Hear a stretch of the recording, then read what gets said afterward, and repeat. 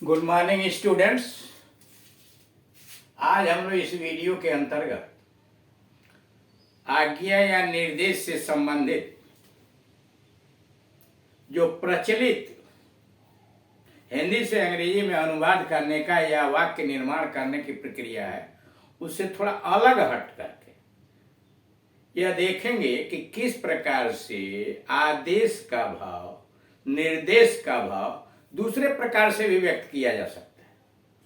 वाक्य की बनावट इंपरेटिव नहीं होगी, वह असर्टिव हो सकता है, लेकिन भाव जो होगा वह इंट्रोगेटिव हो सकता है, लेकिन भाव जो होगा वह आदेश का होगा, निर्देश का होगा। उसके लिए यह वीडियो आया होगा 18 नंबर का, जैसे सेंटेंसेज ऑफ ऑर्डर, इंस्ट्रक्शन, आज्ञा या निर्देश। आप जानते हैं कि एक ही बात को कई प्रकार से कहा जा सकता है। आप इंपरेटिव में मान लीजिए कहते हैं कि जैसे यहां आओ, कम हियर, यहां आओ तो डू कम हियर। इतना तो प्रचलित है, बोलचाल की भाषा में अधिकांशतः ऐसे ही प्रयोग किया जाता है। लेकिन इसको दूसरे तरह से भी कहा जा सकता है, will you come here, interrogative में will you come here. Interrogative से, इस इंट्रोगेटिव से वही निकलता है जो कम हियर का। और उसको आगे बढ़ाइए,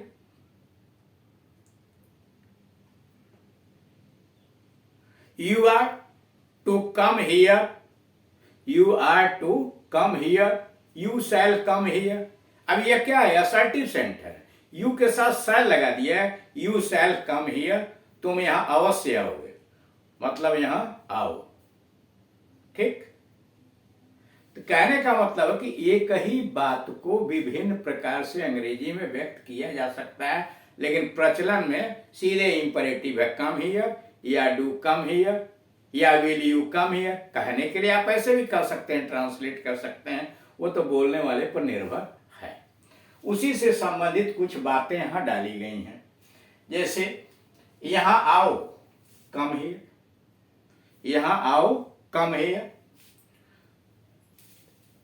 कल मुझसे मिलो तो, अब देखिए तो लगा दिया गया, मिलना तो, कल मुझसे मिलना तो। Do see me tomorrow, do see me tomorrow. Note, ऐसे वाक्यों के, ये ठीक है अपने जगह पर, ऐसे वाक्यों का अनुवाद इन्फिनेटिव के बदले, यह जो सी आया है, यहां भी लिख सकते थे डू कम हियर, यहां आना तो कर इन्फिनेटिव के बदले इंट्रोगेटिव सेंटेंस के द्वारा भी हो सकता है। जो हम यहां कह रहे हैं कि कर मुझसे मिलना तो कह रहा है कि यहां जो इन्फिनेटिव आया है डू सी इन्फिनेटिव है या टू छिपा हुआ है।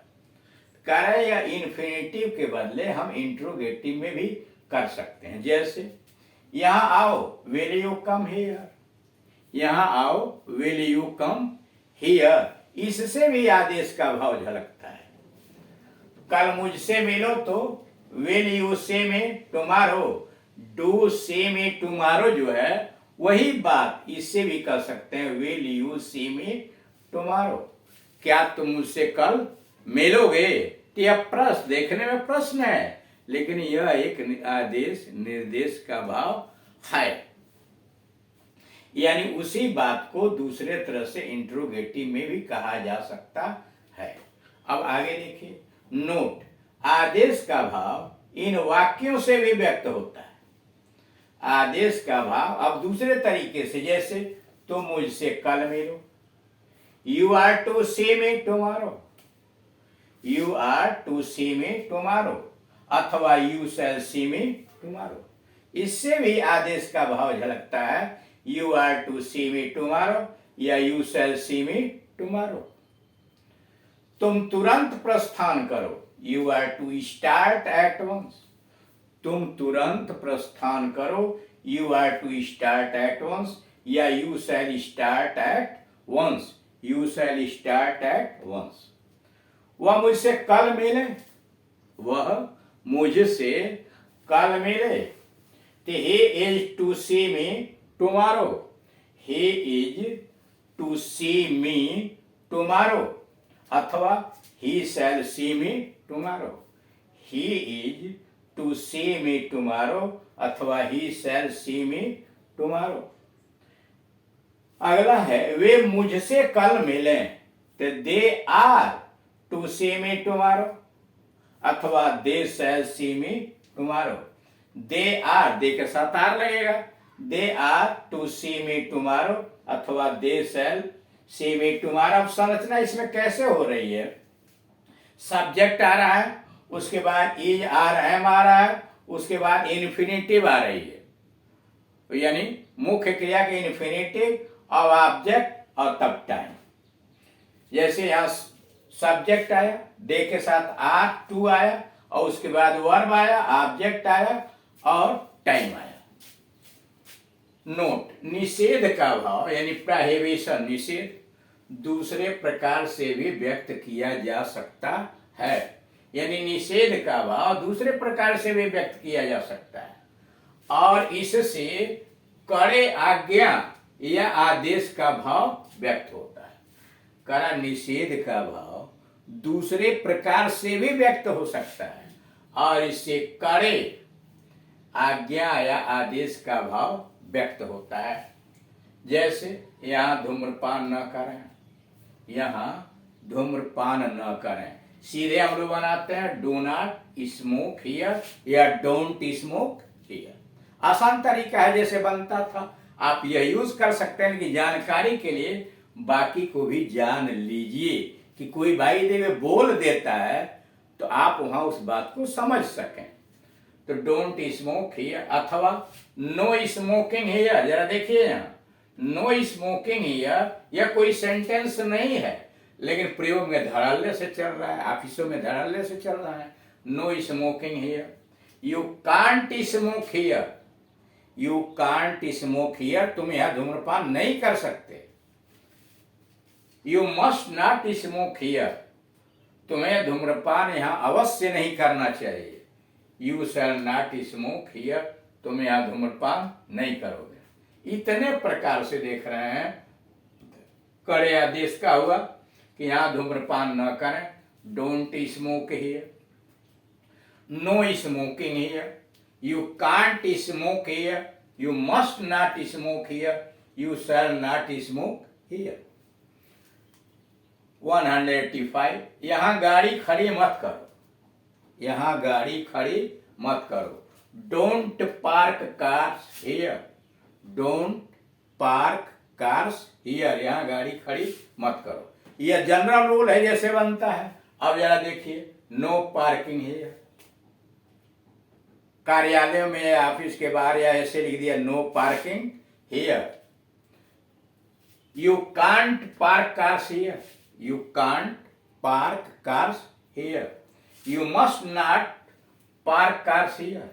You must not park cars here. You shall not park cars here. You shall not park cars here. Note, कड़े निर्देश का भाव इस प्रकार व्यक्त किया जा सकता है. कड़े निर्देश का भाव इस प्रकार व्यक्त किया जा सकता है. यहां धूम्रपान न करें. I can't have you smoking here. I can't have you smoking here. यहां मत चिल्लाओ. I can't have shouting. I can't have shouting here. यानी मैं यहां तुम्हें चिल्लाते हुए बर्दाश्त नहीं कर सकता. यहां जो आप देख रहे हैं कि यहां धूम्रपान न करें, ऐसा पहले भी आ चुका है. अब पहले जो आया हुआ है उसी का यह एक मॉडल है. उसी मॉडल के अंतर्गत इसे भी डाला गया है. तो अब यहां देख रहे हैं आप, थोड़ा यहां छूट गया है.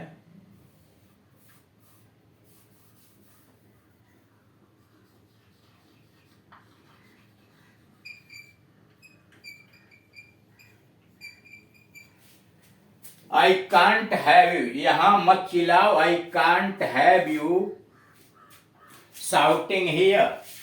अब यहां एक चीज ध्यान दीजिए यार, यहां हैव का अर्थ होता है अलाउ या परमिट। अलाउ इजाजत देना, परमिट इजाजत देना। मतलब यह है आई कांट अलाउ यू, मैं तुम्हें इजाजत नहीं दे सकता स्मोकिंग हियर, अथवा I can't permit you smoking here. मतलब हम इसी को ऐसे भी तो हिंदी में कर सकते हैं कि यहां धूम्रपान करने की इजाजत नहीं है, या यहां धूम्रपान करना वर्जित है, ऐसे भी कर सकते हैं। तो इससे भी कड़े निर्देश का भाव व्यक्त होता है। तो इसीलिए यहाँ हैव का जो अर्थ होता है वो अलाउ होता है या परमिट होता है। नोट, कार्यालयों में ऐसे भी प्रयोग होता है, कार्यालयों में ऐसे भी प्रयोग किया जाता है, पर बोलचाल की भाषा में उचित नहीं है। यानी निषेध का भाव कार्यालयों में ऐसे व्यक्त होता है, लेकिन बोलचाल की भाषा में उसमें प्रचलित नहीं। जैसे smoking is prohibited, smoking is not allowed, smoking is not permitted here, smoking is prohibited here. यहाँ धूम्रपान मना है, smoking is prohibited here, smoking is not allowed here, smoking is not permitted here. धूम्रपान की यहाँ इजाजत नहीं है, यानी यहाँ धूम्रपान वर्जित है, यहाँ धूम्रपान निषेध है, यहाँ धूम्रपान की इजाजत नहीं है। कार्यालयों में धड़ाधड़ से इसका प्रयोग होता है, लेकिन बोलचाल की भाषा में उचित नहीं है। तो इस प्रकार से आप देख रहे हैं कि एक ही बात को विभिन्न तरह से प्रयोग किया जा रहा है। यानी सीधे इंपरेटिव में डू सी, से मी टुमारो, डू से मी टुमारो, फिर इंट्रोगेटिव में आपने बनाया, फिर यहां देख रहे हैं you shall see me tomorrow, you are to see me tomorrow. ये जो विभिन्न प्रकार के रचना वाक्य से हैं, यानी इंट्रोगेटिव के माध्यम से भी, असर्टिव सेंटेंस के माध्यम से भी आप आदेश का भाव व्यक्त कर सकते हैं। लेकिन यूज में जो जनरल चीजें हैं वही होती हैं, इंपरेटिव वाला।